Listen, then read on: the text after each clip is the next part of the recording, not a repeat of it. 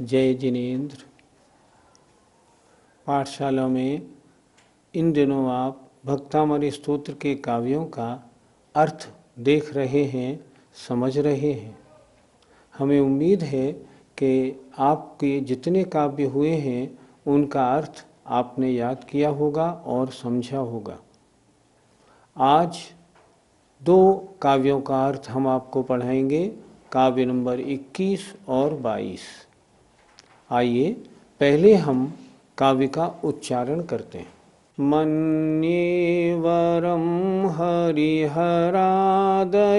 एव दृष्टा, मन्ये वरं हरिहरादय एव द्रष्टा, दृष्टेषु येषु हृदयं त्वयि तोषमेति, दृष्टेषु येषु हृदयं त्वयि तोषमेति, किं वीक्षितेन भवता भुवि येन नान्यः, वीक्षितेन भवता भुवि येन नान्यः, कश्चिन्मनोहरति नाथ भवान्तरेऽपि, कश्चिन्मनोहरति नाथ भवान्तरेऽपि, मन्ये वरं हरिहरादय एव दृष्टा, दृष्टेषु येषु हृदयं त्वयि तोषमेति, किं वीक्षितेन भवता भुवि येन नान्यः, कश्चिन्मनोहरति नाथ भवान्तरेऽपि। आइए अब इस काव्य के एक एक शब्द के अर्थ पर दृष्टिपात करते हैं। मन्ये मानता हूँ, वरम श्रेष्ठ, हरि आराधय हरिहर आदि देव, देखे गए ही। क्या कह रहे हैं?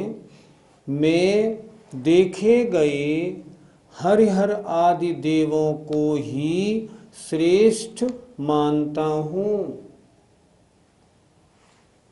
येषु दृष्टेषु, जिनके देखे जाने पर, हृदयम मेरा हृदय, त्वयि माने आप में, तोषम एति संतोष को प्राप्त होता है।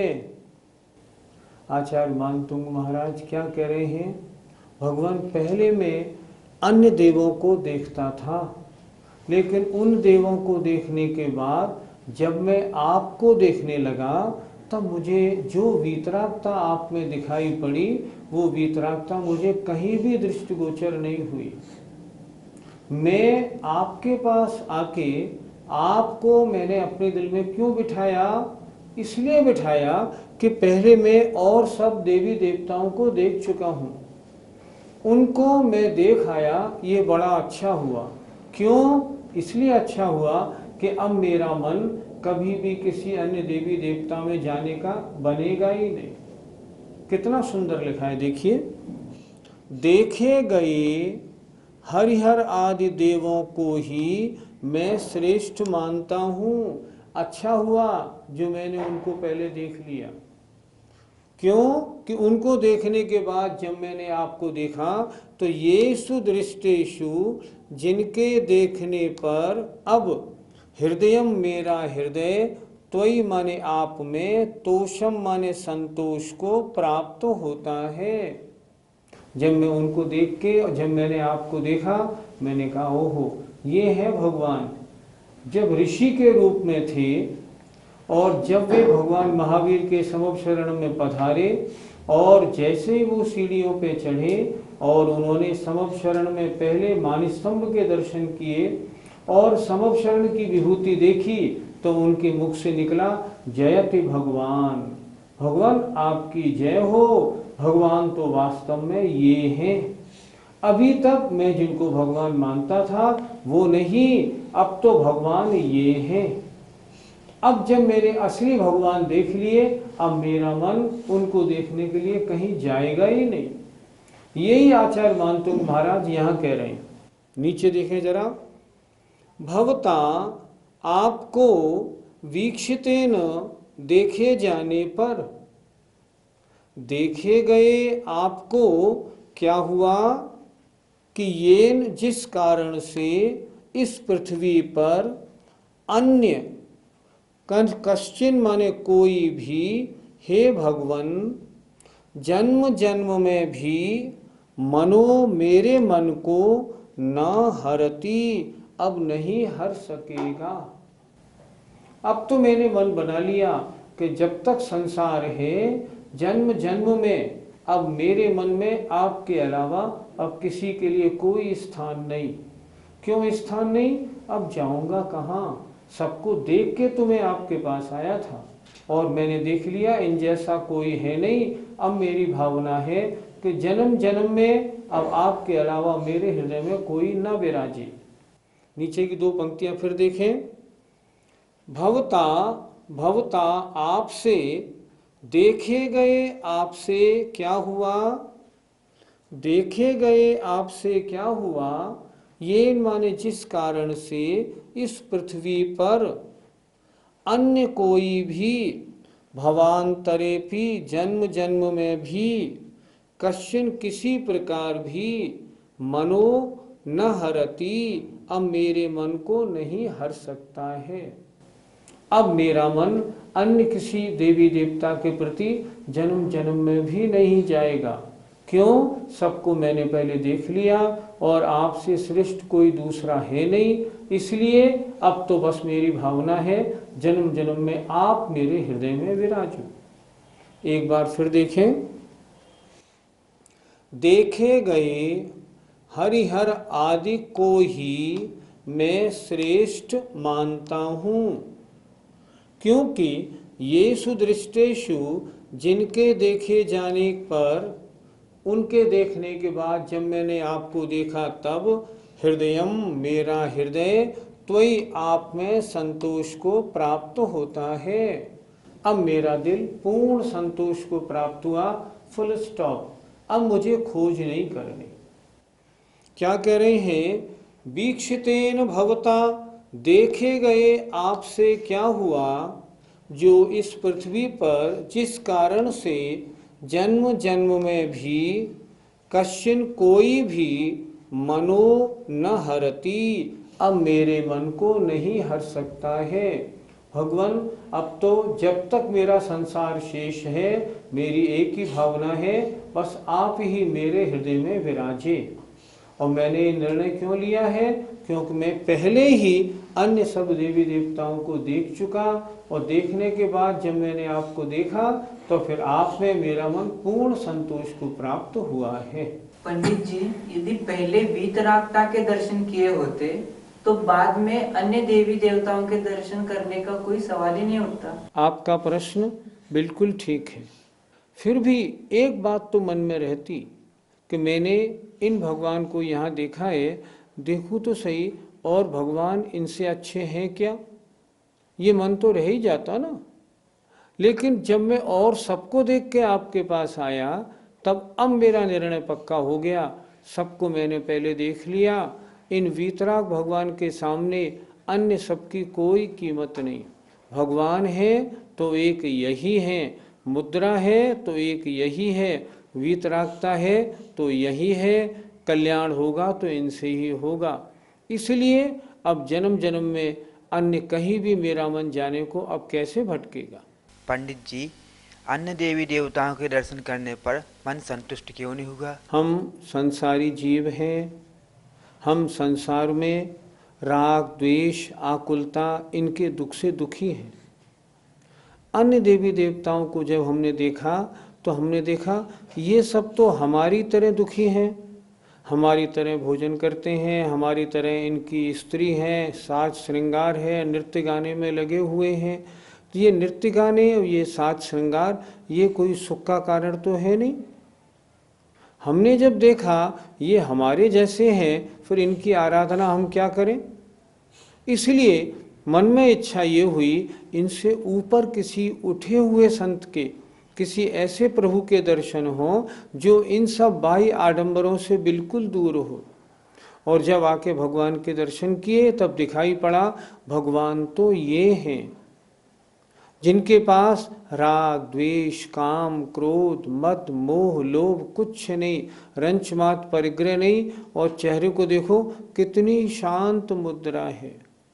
इसलिए भगवान, औरों को देखने के बाद मैं आपके पास आया तो मैंने देखा, और मैंने देख के फिर आपको अपने मन में बसा लिया।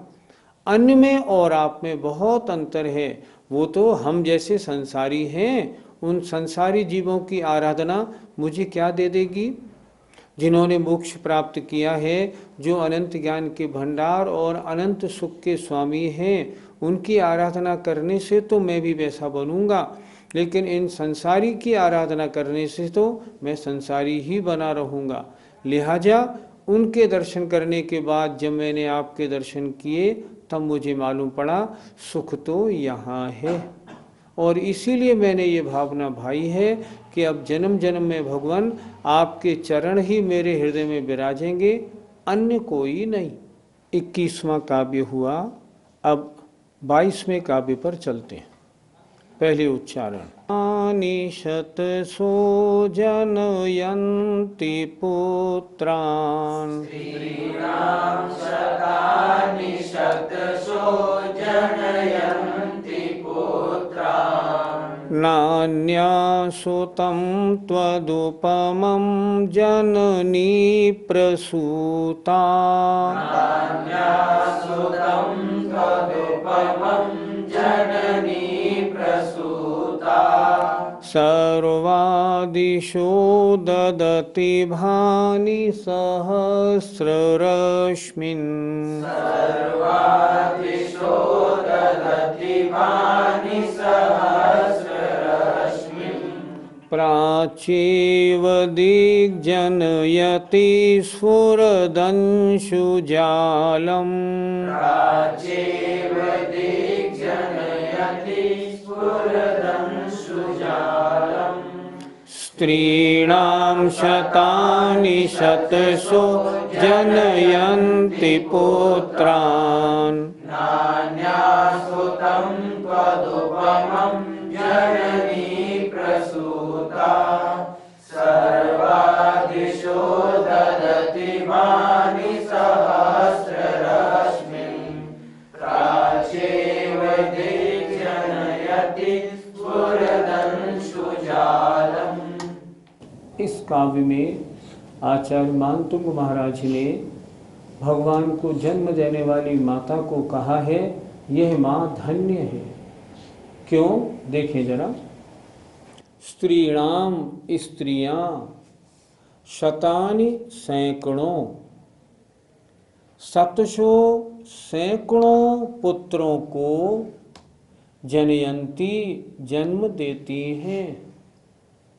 क्या कहा? शतान स्त्रीणाम, सैकड़ों स्त्रियां, शतशो पुत्रान, सैकड़ों पुत्रों को जन्म देती हैं। लेकिन भगवान तदुपमम, आप जैसा, त्वत उपम अर्थात आप जैसा, सुतम माने पुत्र, अन्य माने अन्य, जननी माने न प्रसूता, भगवान नहीं उत्पन्न किया। भगवान आपकी तो महिमा अलग है। आप सोचें, एक अवसर्पणी काल में, एक कोड़ा कोड़ी सागर में 24 तीर्थंकर भगवान होते हैं। कितने बिरले होते हैं 24 तीर्थंकर भगवान, मात्र 24 हैं, जबकि आबादी करोड़ों अरबों की कितनी है, कुछ पूछो नहीं। तो क्या कह रहे हैं? सैकड़ों स्त्रियां सैकड़ों पुत्रों को जन्म देती हैं, लेकिन भगवान तदुपमम, आपके समान, सुतम माने पुत्र को, अन्य माने अन्य माने उत्पन्न नहीं उत्पन्न किया। लेकिन भगवान आप जैसा पुत्र किसी माँ के नहीं होता, आप जैसा पुत्र तो आपकी माँ ही उत्पन्न करती है। क्या कह रहे हैं? सर्वादिशो, सभी दिशाएं, आकाश में सभी दिशाएं भानि दधती, नक्षत्रों को धारण करती हैं। आप देखो ऊपर आकाश में सभी दिशाओं में क्या है? नक्षत्र हैं। तो कह रहे हैं सभी दिशाएं भानि माने नक्षत्रों को धारण करती हैं, लेकिन सहस्त्र रश्मिन अर्थात 1000 किरणों वाले अर्थात सूर्य को, ऐसा सूर्य स्फुरदंशुजालम चमचमाती हुई किरणों वाले सूर्य को तो प्राचीव का संधि विच्छेद किया, प्राची एव अर्थात पूर्व दिशा ही जनयति उत्पन्न करती है, प्रकट करती है। सारी दिशाएं नक्षत्रों को उत्पन्न कर सकती हैं, लेकिन वो तो पूर्व दिशाएं है जो पूर्व दिशा सूर्य को उत्पन्न करती है। जैसे सूर्य की उत्पत्ति पूर्व दिशा से होती है और इसलिए हम पूर्व दिशा को अच्छा मानते हैं, उसी तरह भगवान आपकी माँ ने आप जैसे पुत्र को जन्म दिया, इसलिए आपकी माँ धन्य है। एक बार अच्छी तरह फिर देखें नीचे की दोनों पंक्तियां।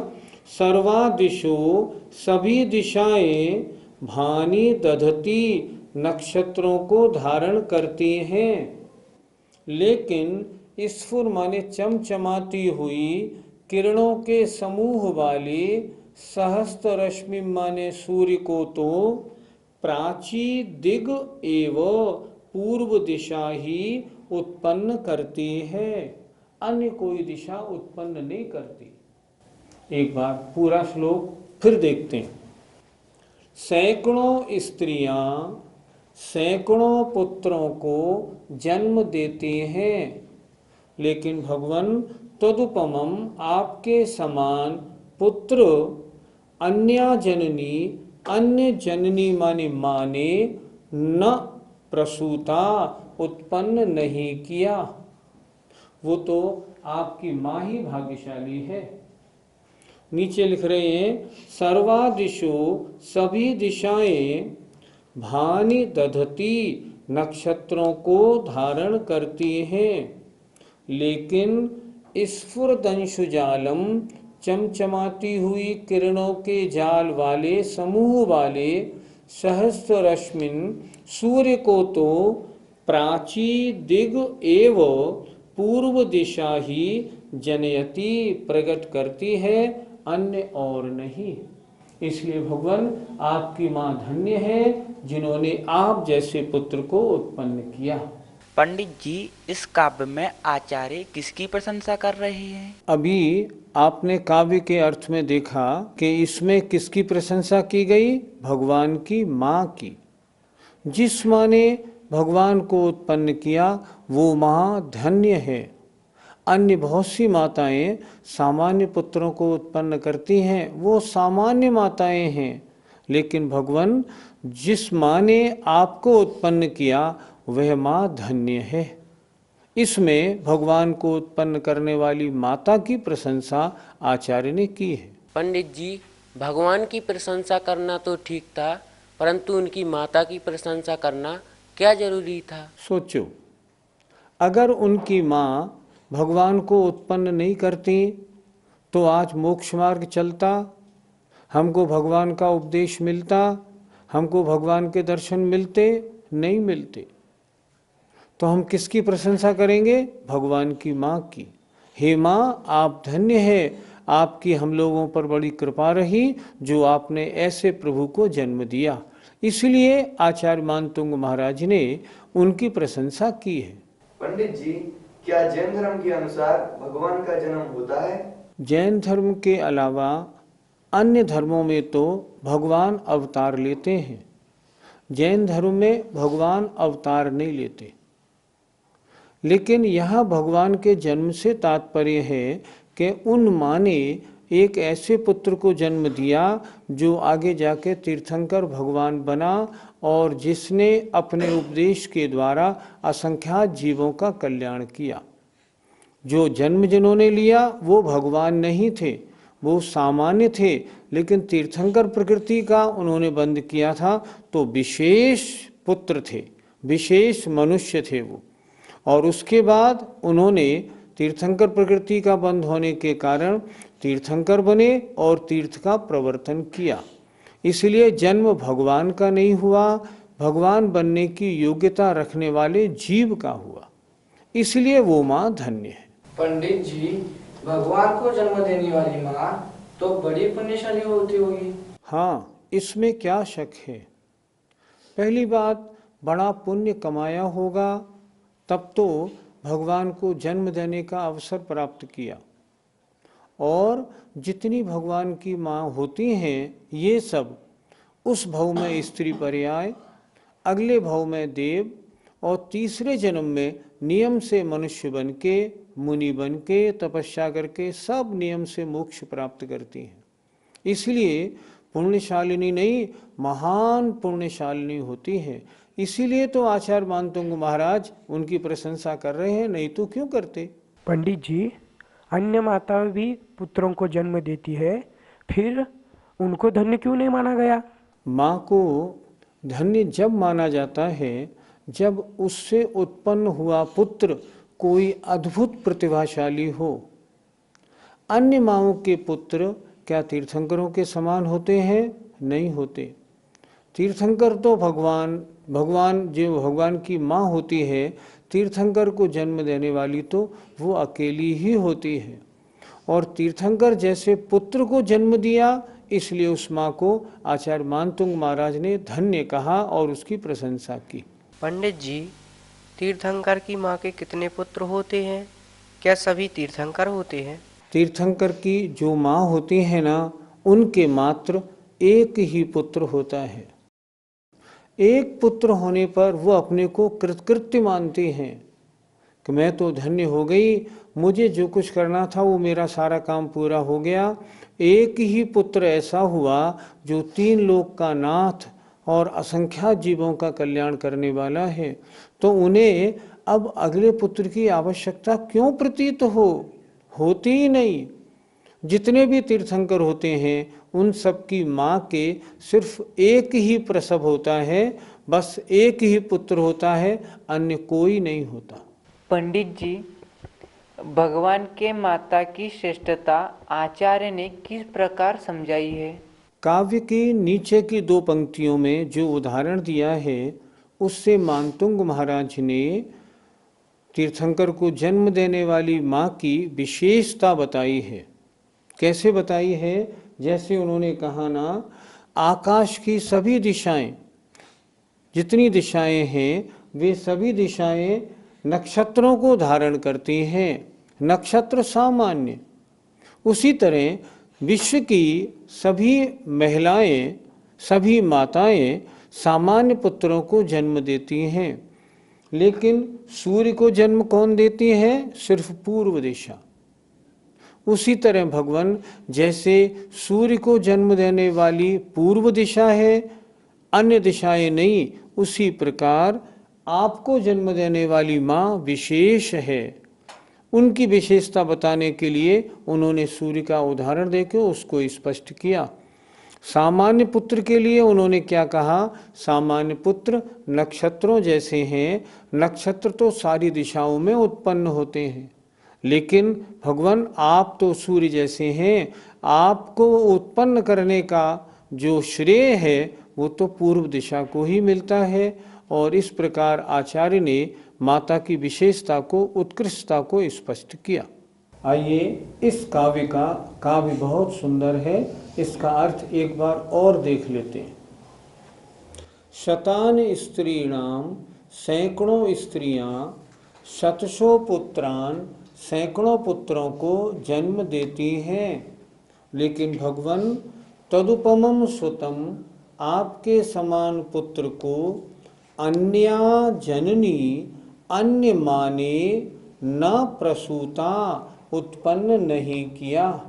आपको उत्पन्न करने का श्रेय तो आपकी माँ को ही है।